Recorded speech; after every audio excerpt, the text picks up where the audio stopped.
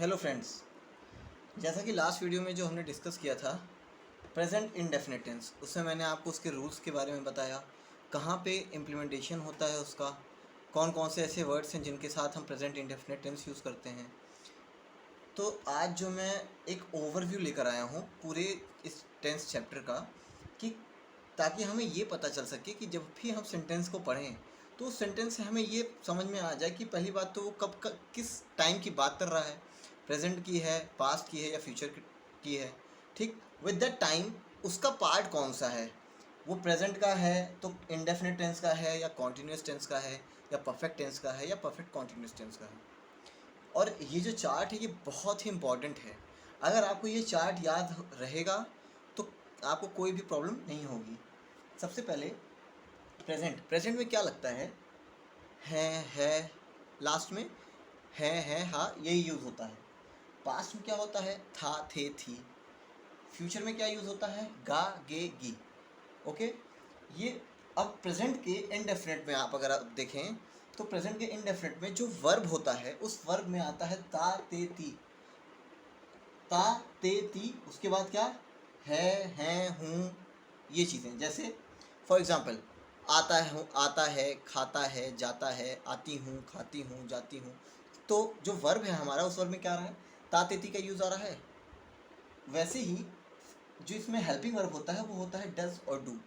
We use does and do with according to the subject. ये मैंने आपको already बता रखा है कि कहाँ पे यूज़ होता है। डज कहाँ पर यूज़ होता है, थर्ड पर्सन सिंगुलर नंबर के साथ। फॉर द अदर सब्जेक्ट हम हमेशा डू यूज़ करते हैं।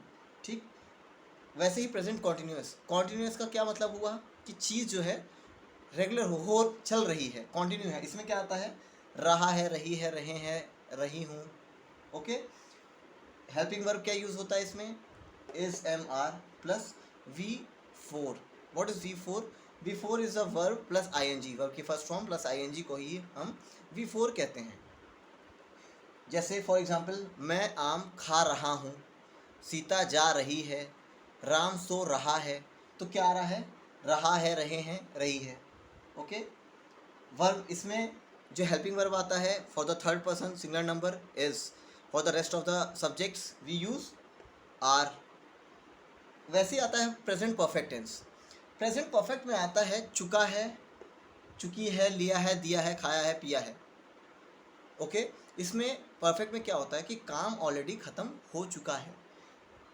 चुका है, चुकी है, खाया है, लिया है।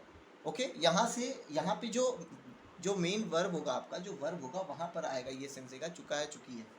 जैसे राम खाना खा चुका है, मैं वह सो चुका है, मोहन गाना गा चुका है। तो चुका है, चुकी है, राम ने उसको तोहफा दिया है या लिया है। ओके, तो इसका मतलब होता है कि प्रेजेंट परफेक्ट टेंस।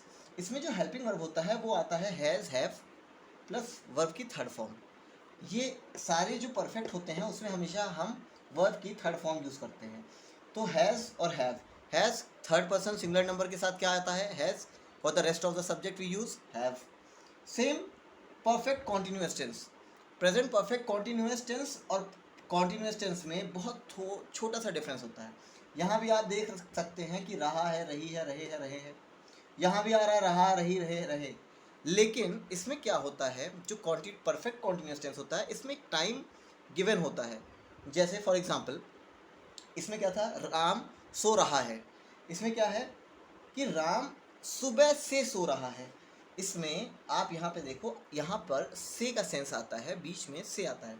मैं वह सुबह से खाना खा रहा है। तो जो इसमें एक टाइम आपको गिवन होता है कि पर्टिकुलर टाइम से ये चीज़ें कंटिन्यू हैं, जिसमें हम सिंस और फॉर का यूज़ करते हैं। इसमें एक टाइम को इंडिकेट करने के लिए हम सिंस और फॉर का यूज़ करते हैं। अब सिंस और फॉर, ये इसका जो इम्प्लीमेंटेशन है ये मैं आगे अलग वीडियोस में आपको बताऊंगा कि ये कहाँ पे यूज़ होते हैं। ठीक है, इसमें हेल्पिंग वर्ब्स होते हैं। बस आपको मैं अभी के लिए इतना बता दूं कि since for the point of time, और जो फॉर होता है वो पीरियड ऑफ टाइम के लिए यूज़ होता है, कि for 2 months, for 6 months, for 8 months. और जो सिंस होता है वो period of point of time मतलब since Monday, since Sunday, since 2012, definite time होता है।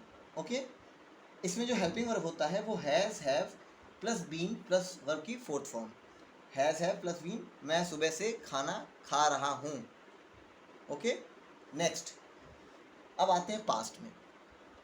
पास्ट इंडेफिनिट में क्या होता है, यहाँ पर आया, गया, लिया, था। कुछ वर्ड ऐसे वर्ड्स होते हैं जिसमें यहाँ पर ज़रूरी नहीं कि लास्ट में था, थे, थी, आए। जैसे राम आया, वे गए, मोहन सोया। यहाँ पर कहीं भी था, थे, थी नहीं आ रहा है। और कुछ में होता है जहाँ पर ता, ते, ती आते हैं, वो नॉन एक्शन वर्ब्स होते हैं। नॉन एक्शन वर्ब्स कैसे होते हैं? जैसे टू काइंड्स ऑफ वर्ब होते हैं। क्या होता है कि एक एक्शन वर्ब होता है, एक नॉन एक्शन वर्ब।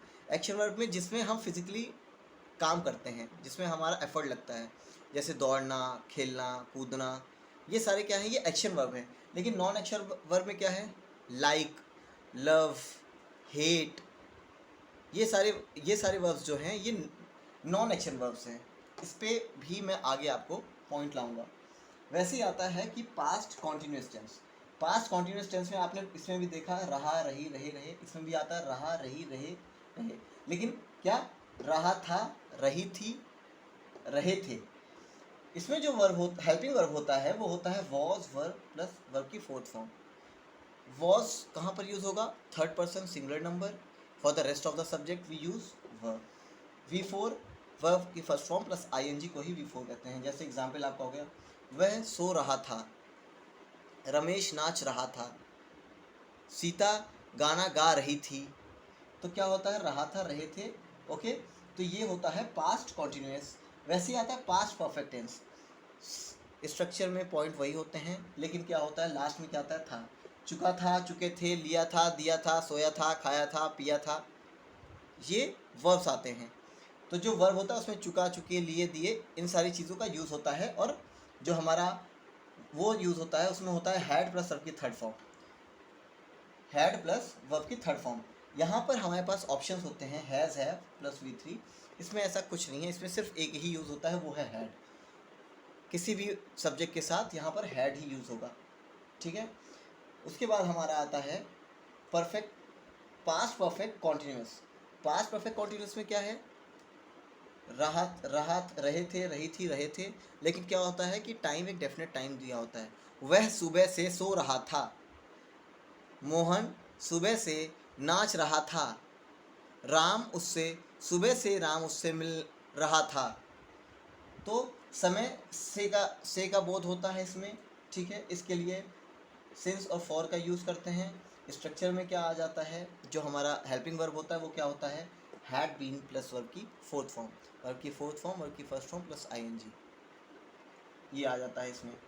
उसके बाद हमारा आता है कि फ्यूचर टेंस। फ्यूचर में क्या होता है, फ्यूचर इंडेफिनिट में गा, गे, गी का सेंस देता है। आएगा, मैं जाऊंगा, वह सोएगा, वह खाएगा, वह नाचेगा। क्या सेंस आ रहा है, गा, गे, गी का सेंस आता है। तो गा, गे, गी में हम सिंपल विल यूज़ करते हैं। फ्यूचर कॉन्टिन्यूस में क्या आता है, फ्यूचर कॉन्टिन्यूस में आता है रहा, रहा होगा, रही होगी, रहे होंगे। गा, गे, गी लास्ट में आना है, रहा है, रही है, रहे होते हैं, रहा होगा, रही होगी, रहे होंगे। स्ट्रक्चर क्या होता है, विल बी प्लस वर्ब की फोर्थ फॉर्म। ये हमारा हेल्पिंग वर्ब इसमें यूज़ होता है, विल बी प्लस वर्ब की फोर्थ फॉर्म। वह नाच रहा होगा, वह स्कूल जा रहा होगा, सोहन खेल रहा होगा। तो फ्यूचर इंडिकेशन होता है। Okay, next future perfect tense. Future perfect tense में क्या होता है, चुका होगा, चुकी होगी, चुके होंगे। विल हैव प्लस वर्ब की थर्ड फॉर्म। ये ध्यान रखना है कि परफेक्ट में सब जगह पे वर्ब की थर्ड फॉर्म यूज़ होती है। ओके, राम सो चुका होगा, वह वहाँ पर गया होगा, वह उससे मिल चुका होगा। तो चुका होगा, चुके होंगे, गा, गेगी फ्यूचर का इंडिकेशन करता है। एंड द लास्ट वन क्या होता है, future perfect continuous tense. Same, रहा होगा, रहे होंगे, रहे होंगे। लेकिन क्या, एक डेफिनेट टाइम गिवन होता है। सिर्फ कॉन्टिन्यूस और परफेक्ट कॉन्टिन्यूस में यही डिफरेंस है कि इसमें एक डेफिनेट टाइम दिया होता है कि वह सुबह से सो रहा होगा, वर्षा सुबह से हो रही होगी, वह उससे सुबह से मिलने गया होगा। तो सिंस, फॉर, तो स्ट्रक्चर क्या होता है इसमें, will have, been plus verb की फोर्थ फॉर्म। वैसे ही जब नॉट का केस आता है, जैसे यहाँ पर आपने पास्ट में देखा, पास्ट में यहाँ डज और डू दोनों यूज़ होता है, लेकिन यहाँ पर डिड यूज़ होता है। इसमें ऑप्शन नहीं होता है, सिर्फ एक ही नॉट में होता है, वो होता है डिड। ओके, और जितने भी पार्ट्स हैं इन सब में जब निगेटिव सेंस की बात होती है तो क्या होगा, does not, do not, did not, will not, is not, am not, are not, was not, were not, will not, has not, have not, had not, will have not, will be not, has, have been not, has not, will not, have not. तो नहीं के case वाले में ये use होता है। और एक बात आप ये और ध्यान रखिएगा कि जब निगेटिव और इंटरोगेटिव सेंटेंसेस होते हैं उसमें हम वर्ब की फर्स्ट फॉर्म ही यूज़ करते हैं। ओके, चाहे वो डिड हो या डज हो, जो भी सेंस होता है जहाँ पर निगेटिव और इंटरोगेटिव सब्जेक्ट सेंटेंस आता है वहाँ पर हम वर्ब की फर्स्ट फॉर्म यूज़ करते हैं। So this is just an overview. इसको आप अगर आपको ये पॉइंट्स आप कॉपी में लिख लीजिए, आपको ये पॉइंट्स ध्यान रहेंगे तो इससे आप जल्दी आपको रिकॉल हो जाएगा कि ये जो टेंस है वो कौन से टेंस की बात कर रहा है, उसके अकॉर्डिंग आप सेंटेंस को या फिर उस स्ट्रक्चर को समझ पाएंगे। जब हम पढ़ते भी हैं, टेक्स्ट बुक पढ़ते हैं, तो टेक्स्ट बुक में अगर हमें चीज़ें समझ में तभी आती हैं जब हम उसकी मीनिंग एग्जैक्टली निकाल सकते हैं। मीनिंग निकालने के लिए मेन चीज़ है तो टेंस होता है, सेकंड चीज़ क्या होता है, आपको उस वर्ड की मीनिंग पता होनी चाहिए। तो अगर आप इस चीज़ को इम्प्लीमेंट कर लेंगे तो आपका पॉइंट बहुत अच्छा हो जाएगा। And I would request to follow my channel, subscribe करने के लिए, इसे शेयर करने के लिए, और मैं आगे और भी वीडियोज़ लेकर आऊँगा। Thank you.